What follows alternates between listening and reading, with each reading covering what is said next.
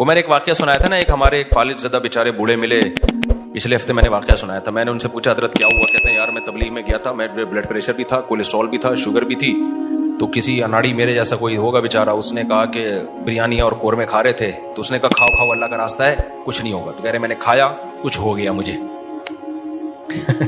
فالج ہو گیا مجھے. تو بہت برا بلا کہہ رہے تھے تبلیغ والوں کو. میں نے کہا بھی تبلیغ والے تو کم کھانا کم باتیں کرنے کو کہتے ہیں, تو وہ جس نے کیا غلط کیا.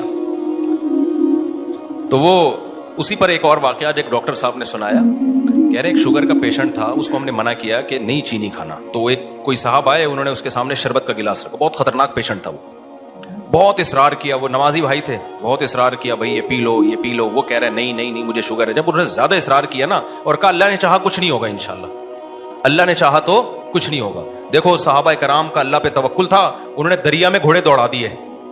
انہوں نے, یہ بہت اہم واقعہ ہے, اس کو بڑا سبق ملے گا اس سے انشاءاللہ, خاص طور پہ دینداروں کے لیے سمجھنے کی چیز ہے. واقعہ ہے نا, ایک علامہ اقبال کا شعر بھی ہے اس پہ کہ دشت و دشت دریا بھی نہ چھوڑے ہم نے, کہ ہم نے تو صرف صحراؤں میں نہیں, ہم نے تو دریاؤں میں بھی کرامت کے طور پر نا گھوڑے دریا میں چلا دیے تھے صحابہ نے. تو ان صاحب نے کہا, داڑھی بھی تھی نمازی بھی, انہوں نے کہا دیکھو صحابہ نے اللہ پہ توکل تھا, دریا میں گھوڑے چلا دیے انہوں نے. تو سامنے شکر ہے کوئی عقل مند بیٹھا ہوا تھا جس کو وہ کھلا رہے تھے نا پورا چینی کا شربت. اس نے کہا دیکھو اگر وہاں پل ہوتا نا پھر اللہ دریا میں گھوڑے نہیں چاہے, وہ ڈوبنا تھا انہوں نے, ہاں تو پل نہیں تھا اور مجبوری تھی جانا, صحیح ہے نا. پل ہوتا پھر صحابہ دریا میں چلاتے, پھر سوال ہی پیدا نہیں ہوتا کہ دریا میں گھوڑے چلتے. اللہ کہتا ہے پل ہے تو جاؤ نا, یا پل بنانے کا ٹائم ہوتا تو بھی نہیں. یہ جو قسطنطنیہ میں سلطان محمد فاتح نے قسطنطنیہ اور یہ جو آج کا استنبول ہے جب یہ فتح کیا تھا, تو اس نے کوئی دریا میں تھوڑی گھوڑے چلا دیے تھے. ان کا یہ جو استنبول کا جو قلعہ ہے نا آج جو 4000 سال جس کی پرانی تاریخ ہے, میں نے وہاں جا کے ولاگ بھی بنایا ہے, یہ ترکی کا جو مشہور قلعہ ہے, یہ تو عیسائیوں کے ہاتھ میں تھا, بہت مضبوط عیسائیوں کی اسٹیٹ تھی. اور نبی صلی اللہ علیہ وسلم نے خوشخبری سنائی تھی کہ نعم الجیش جیش یغزو القسطنطینیہ, فرمایا سب سے بہترین لشکر, کیا ہی خوب لشکر ہے جو قسطنطینیہ فتح کرے گا.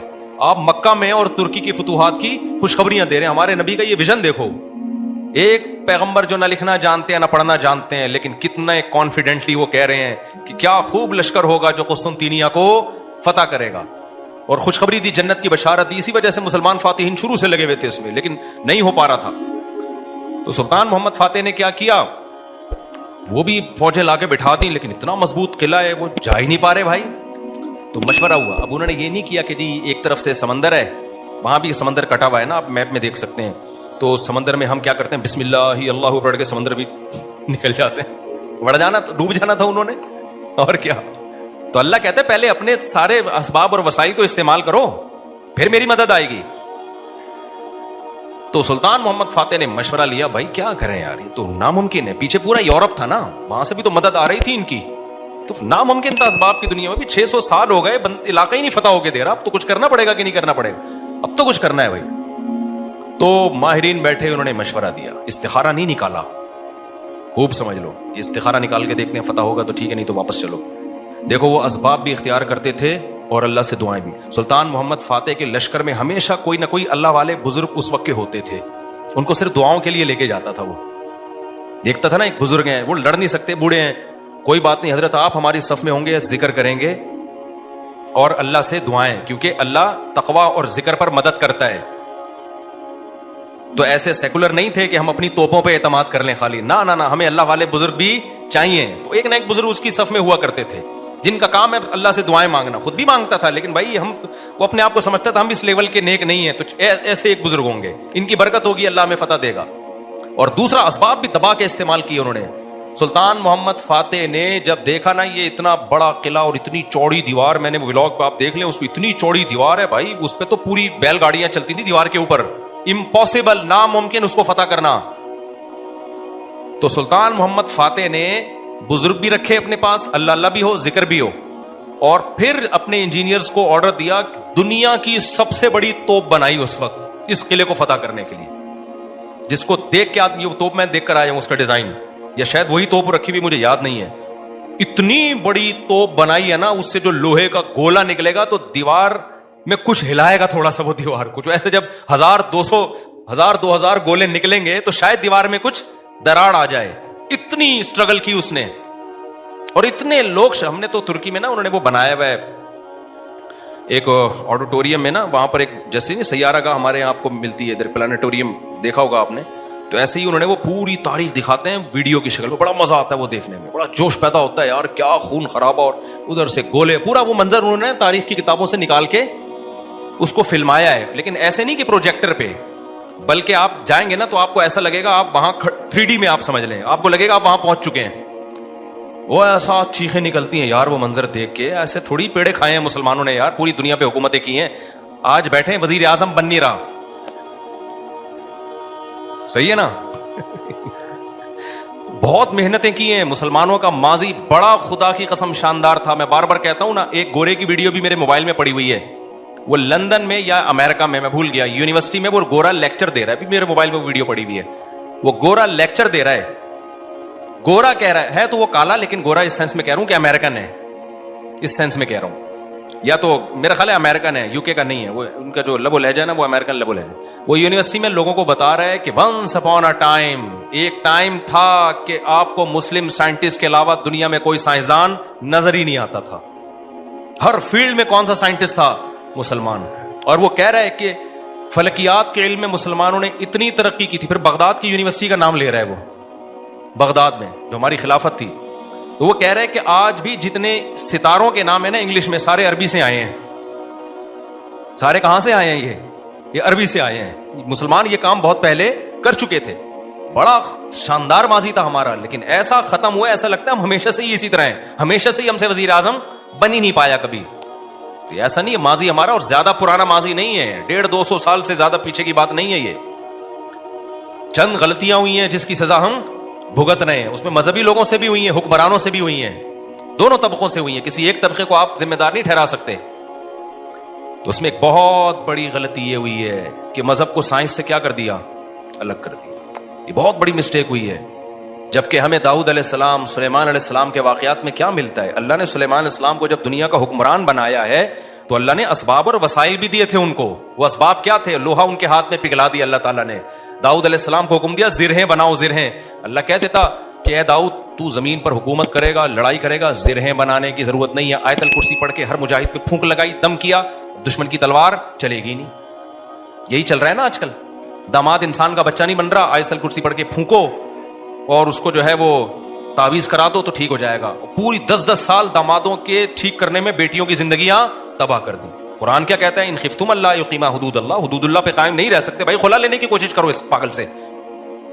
2-3 موقع دے دیے ٹھیک ہونے کے, ہو گیا ٹھیک ہے, نہیں تو اگر برائی اس قابل ہے کہ برداشت کے قابل ہے تو برداشت کرو. بلا وجہ گھر نہیں توڑنا چاہیے, بالکل برداشت کے قابل نہیں ہے, جان چھڑاؤ بھائی اس آدمی سے. نہ میں نہ جانتا ہوں نا ایسے لوگوں کو, 30 سال ہو گئے کہ نہیں جی اللہ کے ہاتھ میں دل ہیں, اللہ جب چاہے گا میرے داماد کا دل چینج کر دے گا. اس امید پہ 30 سال گزار دیے اور بیٹی پاگل ہو گئی. میں نے کہا 30 سال کے بعد آپ آ رہے ہو کہ خلا لینا ہے؟ کہہ رہے ہیں نہ نفقہ دے رہا ہے, وہ بے تحاشا مارتا پیٹتا ہے, ٹارچر ذہنی کر کر کے اس کو بیچاری کی زندگی بیڑا غرق ہو گیا اس کا. میں نے کہا خود ہی مر جائے گا, تھوڑے دنوں میں خلا کے تکلف کی ضرورت کیا ہے؟ طلاق لینے کی کیا ضرورت ہے اس کی؟ اسلام جو ہے نا وہ دقیانوسی نہیں سکھاتا میرے بھائی. مسلمانوں نے ایسے ہی نہیں دنیا پہ حکومتیں کر لی ہیں. داؤد علیہ السلام کو اللہ نے, داؤد علیہ السلام, قرآن کہتا ہے نا پوری دنیا پہ داؤد علیہ السلام نے, پوری دنیا نہ بھی ہو, دنیا کے ایک بہت بڑے حصے پر جو حکومت کی ہے, تو قرآن کیا بتاتا ہے کیسے کی حکومت, کیسے کی حکومت؟ پھونکے لگا لگا کے کی. قرآن ان کی عبادت کا بھی تذکرہ کرتا ہے. دن میں روزہ رکھتے تھے, راتوں کو تہجد پڑھتے تھے, اس کا بھی تذکرہ کرتا ہے. یہ بھی ضروری ہے, ورنہ ایک سیکولر فوج میں, مجاہدین میں اور ایک مذہبی لوگوں میں کوئی فرق نہیں رہے گا. اللہ کہتے ہیں جب تم اللہ کی راہ میں لڑو گے کثرت سے اللہ کا ذکر کرو, کیونکہ تم لڑ رہے ہو اللہ کی مدد پہ, تو اللہ کو یاد بھی تو رکھو نا. لیکن ساتھ ساتھ اسباب اور وسائل بھی خاندانی طریقے سے استعمال کرنے ہیں. تو اللہ نے داؤد علیہ السلام کو کیا کہا؟ زرہیں بنائے لوہے کی. اور کیسے کہا؟ یہ بھی نہیں کہا کہ بنا دیں بس, باقی میں خود ہی جوڑ دوں گا. قدر فی السرد, ان کی لڑیاں جوڑنے میں بھی اندازوں سے جوڑیں کہ کیسے. اس اندازے کا مطلب کیا ہے؟ کیونکہ جب زرہیں بنائی جاتی ہیں نا, لوہے کے لباس جو جنگ میں استعمال ہوتے ہیں, تو ظاہر ہے جس فوجی کے لیے, جس مجاہد کے لیے بنوائی جا رہی ہیں, اس کو لیٹنا بھی ہوگا, اس کو بیٹھنا بھی ہوگا, اس کو گھوڑے پہ چھلانگ لگا کے بیٹھنا بھی ہے, تو وہ موویبل ہوں, وہ مڑ سکیں آسانی سے. تو اس کے لیے بہت ٹیکنیکل طریقے سے اس کو ایڈجسٹ کرنا ہے. تو قدر کا مطلب اس کی ایڈجسٹمنٹ بڑی خاندانی ہونی چاہیے. نہیں آئی میرا خیال ہے بات سمجھ میں. یہ بھی نہیں کہا کہ اللہ میاں نے کہ زرہیں بنانے رسی سے جوڑ لینا, یہ ایک تار نہیں ہوتی جو الیکٹریشین کے پاس ہوتی ہے, یہ والی تار سے یوں کرنا. ہمارے یہاں جگاڑو کام ہو رہے ہوتے ہیں کہ نہیں ہو رہے؟ جاپان میں جگاڑو کام نہیں ہوتے. ہمارے ہر کام کیا ہے؟ کمپیوٹر کو بھی ٹھنڈا کر رہے ہیں پنکھے پہ نہ آگے. میں نے نیٹ پہ ایک ویڈیو دیکھی, سسٹم کو ٹھنڈا کرنے کے لیے ایک الگ سے پنکھا چلایا ہوا ہے جو کمپیوٹر کو کم اور آپ کو زیادہ ٹھنڈا کر رہے ہیں, منہ پہ ہوا آ رہی ہے ڈائریکٹ اس کی.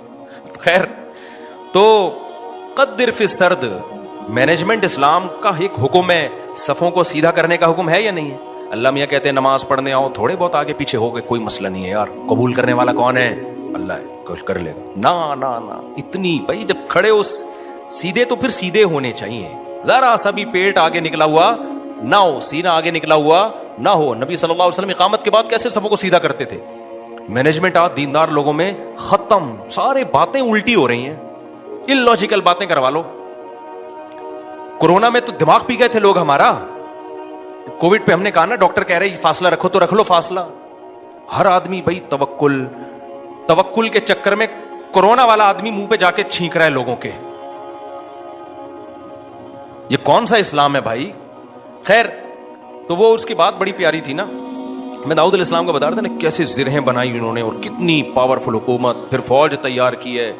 پھر سلیمان علیہ السلام کو آپ دیکھ لو, ان کا تخت تھا, ہیرے جواہرات تھے, اور کیسا تاج تھا ان کا. یہ بھی بھرم کے لیے. تو اس میں ہمیں یہ بھی ملتا ہے کہ اگر بھرم ڈالنے کے لیے آپ کو اچھی ڈریسنگ کرنی پڑے اور خاندانی لائف اسٹائل ہو تاکہ سامنے والے پہ بھرم اچھے پڑیں, تو یہ بھی شریعت کا حکم ہے. جیسے حضرت معاویہ رضی اللہ تعالیٰ عنہ کا بڑا شاہانہ لباس تھا, تو کسی نے حضرت عمر کو شکایت لگائی کہ یہ گورنر بنے اور اتنا بہترین خوبصورت لباس پہن کے چلتے ہیں پھرتے ہیں, یہ تو دنیا سے محبت کی علامت ہے. حضرت عمر تو پھٹے پرانے کپڑے پہنتے تھے, پیون زدہ کپڑے پہنتے تھے. تو حضرت عمر نے خط لکھا, بھائی یہ کیا شکایت ہے؟ حضرت معاویہ نے فرمایا, یا رسول اللہ, میں جن لوگوں پہ حکومت کر رہا ہوں, یا امیر المومنین, میں جن لوگوں پہ حکومت کر رہا ہوں نا, ان کی نظر میں مفہوم بیان کر رہا ہوں, ان کی نظر میں لباس کی بڑی ویلیو ہے. یہ مجھے ویلیو نہیں دیں گے اگر میں غریبوں والا لباس پہن کے گھوموں. تو یہ سیاست تھی ان کی, اور یہ حقیقت ہے کہ آپ کا سب سے پہلا امپریشن کس کا پڑتا ہے؟ آپ لباس کا پڑتا ہے. آپ کے لائف اٹھنے بیٹھنے کا اسٹائل کیا ہے آپ کا, وہی آپ کے کپڑے میں 10 قسم کے پیوند لگے ہوئے ہوں, اگلا کہے گا ابے بھائی یہ تو شاید ان کے پاس پیسے ہی نہیں ہے تو ہم سے کیا لڑیں گے یہ, ٹھیک ہے نا. تو لڑائی کے لیے ظاہر حضرت معاویہ کے پاس جب دشمن کے وفود آیا کرتے تھے تو ان کی ڈریسنگ دیکھ کے ان کو اندازہ ہو جاتا تھا بھائی یہ چھوٹے لوگ نہیں ہیں.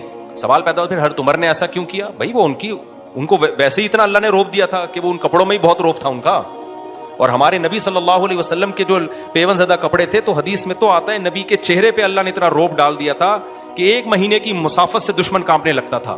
کہ نارملی حکم جو شریعت نے دیا ہے بھائی, آپ کی ڈریسنگ, آپ کا لباس سارا کیا ہونا چاہیے؟ سوٹیبل ہونا چاہیے. کوئی چیز ایسی نہیں ہونی چاہیے جو سوسائٹی آپ کو کوئی گرا ہوا آدمی سمجھنا شروع کر دے. سمجھ میں آ رہی ہے بات کہ نہیں آ رہی ہے؟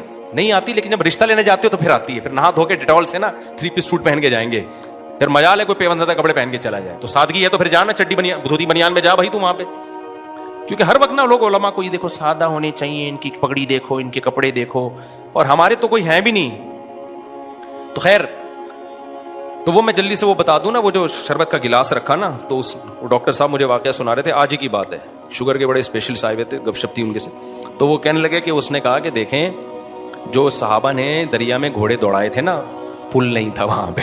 اگر پل ہوتا تو دریا میں گھوڑے نہیں دوڑا, اور اگر پل بنانے کا ٹائم ہوتا پھر بھی نہیں دوڑا. پھر یہ میں اپنی طرف سے ایک اضافہ کر رہا ہوں, پل بنانے کا ٹائم ہوتا, اسباب و وسائل ہوتے, پھر بھی نہیں جاتے, اور واپس جا کے دوبارہ آنے کا ٹائم ہوتا پھر بھی دریا میں گھوڑے نہیں ڈالتے. وہ ایک مجبوری تھی کہ اس کے علاوہ کوئی آپشن تھا نہیں. تو سلطان محمد فاتح نے بھی یہی کیا ہے.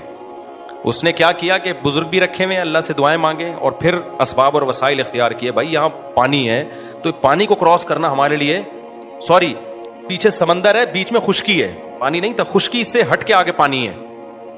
تو اب آگے ہم گھوڑوں پہ جائیں گے اگر, تو گھوڑا پانی میں نہیں جا سکتا. تو انہوں نے یہ نہیں کہا, صحابہ کرام نے پانی میں گھوڑے دوڑا لیے تھے تو ہم بھی خشکی تک جائیں گے, اور قسطنطنیہ میں بیک سائڈ سے حملہ کرنے کے لیے نا, باقی بسم اللہ ہی توکلت علی اللہ پھونکوں والی سرکار ہوتی تو مسئلہ ہی حل ہو گیا تھا یار.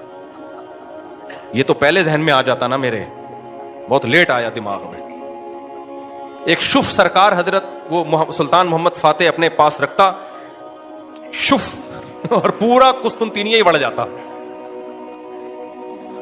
پورا. ابھی جو الیکشن میں ہوا ہے نا, آپ کو پتا ہے نا, جو ووٹنگ ہو رہی تھی, فلاں جیت رہا ہے, میم بنائی پاکستانیوں نے, اوپر جا رہا ہے شف, ایک دم وہ نیچے ہوا, بڑی ٹائٹ میم بنائی ہے کہ الیکشن میں یہی ہوا ہے. شف سرکار ہے, وہ بڑی پاورفل سرکار ہے, وہ اس کا شف اصل شف ہے, اس کو ہم مانتے ہیں کہ یار وہ جب شف کرے نا, وہ یہ تو ڈرامہ کر رہے ہیں نا, ڈرامہ کر رہی. تو سلطان محمد فاتح نے کیا کیا, مشورہ کیا بھائی کیا کرے. مشورہ یہی طے ہوا کہ یار کچھ نہ کچھ تو کرنا پڑے گا. تو ایک ماہر نے مشورہ دیا کہ دیکھو ہم جو ہمارے بحری جہاز ہیں, کشتیاں بہت بڑی بڑی تھیں, جہاز نمائی تھیں وہ, تو ہم ان کو جب تک خشکی پہ چلا کے آگے پانی تک نہیں پہنچائیں گے نا, تو ہم یہ قلعہ کبھی بھی فتح, مزید 600 سال لگ جائیں گے ہمیں, ناممکن ہے. ہمارے پاس اب ایک ہی آپشن ہے, جانیں ضائع ہو رہی ہیں, روز تیر اندازی ہو رہی ہے, لوگ ڈیلی بیسس پہ شہید ہو رہے ہیں, اور پہلے بھی کئی حملے ناکام ہو چکے ہیں, اب یہ رسک لینا پڑے گا, آر یا پار. یہ بہت مشکل کام تھا. کیوں؟ رات میں لوگ سو رہے ہیں, راتوں رات آپ نے یہ کرنا ہے. اب خشکی پہ کیسے چلائیں بھائی پانی, یعنی اس جہازوں کو؟ تو اس کا طریقہ یہ ہے کہ جتنے جانور ہیں نا, اونٹ, گائے, دمبے, سب ذبح کر دو, اور سب کی چربی کو پگھلا کے زمین پہ ڈال دو. اور یہ صبح صادق سے پہلے کام کیا ہو جانا چاہیے, ختم. اور اس کے بعد یہ کشتیاں رکھ کے نا, لکڑیاں رکھ کے ان کو دھکے دیں گے, کیونکہ ورنہ کون لے جا سکتا ہے, کیونکہ اگر دھکے دے کے تو ناممکن ہے نا خشکی پہ, آپ کسی ایک چھوٹی سی لانچ کو دھکا دینے کی کوشش کرو, کوئی بھی نہیں دے سکتا. تو ہوگا یہ, اور دیں گے بھی اتنا ٹائم لگ جائے گا کہ دشمن تو دیکھ لے گا بھائی یہ لوگ تو یہاں سے آئے, تو راتوں رات یہ کام کرنا ہے. کتنا بڑا یہ گوروں نے ہسٹری میں لکھا ہے کہ ایسا کام کیا ہے جس کا تصور نہیں تھا. اتنی محنت خرچ ہوئی ہے اس کے اوپر. کیا موٹی موٹی توند اور موٹے موٹے پیٹ ہوتے اگر اس وقت مسلمانوں کے, اور صبح شام بریانی اور قورمے کے ڈھکن کھل رہے ہوتے, اور تیجے کے نام پہ, 40ویں کے نام پہ, شب برات کے نام پہ یہ سب چیزیں کھا رہے ہوتے, تو یہ کر لیتے؟ بولتے کیوں نہیں؟ میں بار بار کہتا ہوں, کسی بڑے پیٹ والے کا مذاق اڑانا مقصد نہیں ہے. کچھ لوگوں کا نیچرلی پیٹ بڑا ہوا ہوتا ہے, وہ تو قدرت کی طرف سے, وہ صحابہ میں بھی تھا, بڑے بڑے بزرگوں میں تھا. لیکن یہ جو کھا کے توندیں نکل رہی ہیں نا, زیادہ کھا کے, یہ بہت برا عمل ہے. نبی صلی اللہ علیہ وسلم کی بخاری کی حدیث ہے, اس امت میں سب سے پہلی جو برائی آئے گی نا, جھوٹ اور بڑے پیٹ, موٹاپا. یہ حدیث ہے صحیح. قدرتی طور پر کسی کا پیٹ بڑا ہے تو ایک الگ بات ہے. تو اب انہوں نے کیا کیا, فوراً وہ ساری جانوروں کو رات کو, بھائی اب یہ اس کے علاوہ کوئی آپشن ہمارے پاس ہے. پھر اللہ سے دعائیں بھی مانگ رہے ہیں کہ اللہ ہمارے بس میں جو تھا ہم نے کر دیا. وہ پگھلا کے پورا فرش بنایا راتوں رات. جو عیسائیوں کی اسٹیٹ تھی, ان کے تصور بھی نہیں تھا کہ یار کوئی کسی کا دماغ یہاں بھی جا سکتا ہے, کسی کا دماغ یہاں بھی جا. کتنی محنت کی ہوگی انہوں نے. اس وقت کاش ویڈیو کیمرے ہوتے نا, وہ فلما لیتے یہ ساری چیزیں. پھر وہ راتوں رات کشتیاں لے جا کے نا اس پہ سب کو پار کیا, پانی میں اتار دیا. صبح صادق سے پہلے وہ بہت بڑی فوج مجاہدین کی, وہ پیچھے سمندری جہازوں پہ سوار ہو چکی تھی. صبح صادق سے پہلے یہ کام ہو چکا تھا. اور پھر بیک سائڈ سے نا پانی پہ اترے وہ لوگ, اور پھر انہوں نے حملہ کیا. عیسائیوں کو تو انہوں نے تو آگے دیکھ رہے ہیں نا, وہ ان کو کیا پتا پیچھے سے بھی کوئی حملہ کر سکتا ہے. ادھر سے انہوں نے تیر اندازی کی ہے, ادھر سے پیچھے سے حملہ کیا. وہ تو حیران ہو گئے, یار یہ بندے آئے کہاں سے یہ لوگ, بیچ میں تو خشکی ہے, اس میں تو جہاز آ ہی نہیں سکتا. یہ اسٹرگل اور یہ محنت کرنی پڑتی ہے بھائی, پھر قومیں بنتی ہیں. زوں سے نہیں بن جاتی خالی قومیں, سمجھ رہے ہو؟ ابھی چھوڑو یہ زوں کاٹ دینا یار, ایک میم ہے پھر وہ اچھا نہیں ہے. تو وہ ہے نا, میں جاپان گیا, زوں, وہ دیکھا ہے آپ لوگ؟ ابے نہیں, آپ لوگ میمز نہیں دیکھتے آپ لوگ, مجھے لگتا ہے. خیر, میں ہمارے سابق وزیر اعظم کا بیان آیا تھا کہ میں جاپان گیا, زوں آواز آئی, پھر میں جاپان گیا, زوں آواز آئی. تو ایسے بنتی ہیں قومیں, زوں. اس میں لوگوں نے بڑی میمز, یہ کٹ کر دینا, وہ ورنہ پھونکو, جو ہماری سرکار جو اصل پھونک والی ہے وہ مسئلہ. اچھا خیر, تو یہ ہے اسباب. اب موسیٰ علیہ السلام جب آگے دریا کے آگے آ کے کھڑے ہوئے ہیں, تو اگر وہاں پل ہوتا تو پھر لاٹھی کو حکم ہوتا کہ سمندر پہ ماریں, اور وہ 12 چشمے, اس سے 12 راستے بن جائیں. پھر ہوتا, اللہ میں کہتے ہیں پل سے جاؤ بھائی. یا واپسی کا آپشن بھی اگر ہوتا نا, کہ بھائی فرعون پیچھے سے آ رہا ہے, آگے راستہ نہیں ہے, تو یہ والا راستہ یہاں سے, تو بھی یہ نہ ہوتا, یہ والے راستے سے جائیں. جب تک اسباب اختیار کرنا ممکن ہوتا ہے, اللہ کی آسمانوں سے مدد نازل نہیں ہوتی. اللہ کہتے ہیں پہلے پورے اسباب تم نے اختیار کرنے ہیں, اس کے بعد پھر میں جہاں تم ختم ہوگا وہاں سے میں شروع ہوں گا.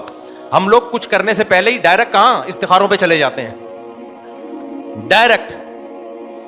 تو اس میں ایک بات خوب یہ بھی اچھی طرح سمجھ لو کہ آج کل نا ایک تو لوگوں میں توکل ویسے ہی نہیں ہے, اللہ پہ اعتماد نہیں ہے اور پیسوں کے پیچھے بھاگتے رہتے ہیں, لیکن کچھ لوگوں میں غیر ضروری توکل بھی آ جاتا ہے. علماء نے لکھا ہے اگر آپ کو اللہ نے مالی وسائل دیے, میں نے بہت لوگ دیکھے ہیں جاب گئی اور روڈ پہ آ گئے, ایک دم برباد ہو گئے. وہ کاروبار کروڑوں کا بزنس چل رہا تھا, کوئی نقصان ہوا. کچھ دن پہلے ایک بندہ ملا کروڑوں روپے میں کھیلا تھا, پولٹری فارم کا اس کا بزنس تھا پشاور میں. تو کہہ رہا ہے یار کوئی بیماری آئی, ساری مرغیاں مر گئیں اور میں دیوالیہ نکل گیا, میرا ڈپریشن میں چلا گیا. میں نے کہا میرے بھائی ایسا کام کیا کیوں آپ نے, کیا آپ کو پتا نہیں ہے مرغیاں بھی بیماریاں آتی ہیں؟ کہہ رہے آتی ہیں لیکن میں تو ویکسین ہوں. میں نے کہا کیا آپ نے تحقیق نہیں کی کہ ویکسینیشن کے بعد بھی بعض دفعہ ساری مرغیاں مر جاتی ہیں؟ تو کچھ تو آپ کو رکھنا چاہیے تھا نا. اس لیے علماء نے بیان کیا ہے بھائی کوئی بھی بزنس کر رہے ہو, کوئی بھی جاب کر رہے ہو, کم سے کم تو اگر اللہ نے اس طرح سے وعدہ کیا ہوتا تو پھر لوگ روڈوں پہ کیوں بیٹھے ہوئے ہوتے, جھونپڑوں میں کیوں سو رہے ہوتے؟ فوراً ایک آیت پڑھ لیتے ہیں وما من دابۃ الا علی اللہ رزقها, ہر اللہ نے روزی دینے کا وعدہ کیا, اللہ نے وعدہ کیا ہے, لیکن آپ پورے اسباب اور وسائل اختیار کرو گے.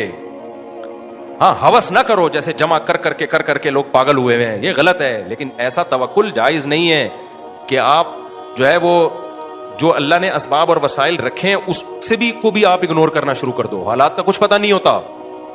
مولانا تھانوی رحمہ اللہ تعالیٰ تو بہت توکل والے تھے, لیکن اس میں بہت حساس تھے. وہ جب زبان سے جو منہ سے نوالا چھنتا ہے نا, ایمان بھی جاتا ہے آج کل لوگوں کا. ایک روایت ہے, اگرچہ روایت ضعیف ہے, لیکن وہ قاد الفقر ان یکون کفرا او کما قال صلی اللہ علیہ وسلم, فرمایا فقر و فاقہ بعض دفعہ کفر تک پہنچا دیتا ہے. عورتیں اپنی عزتیں بیچنے پہ آ جاتی ہیں فقر و فاقہ کی وجہ سے.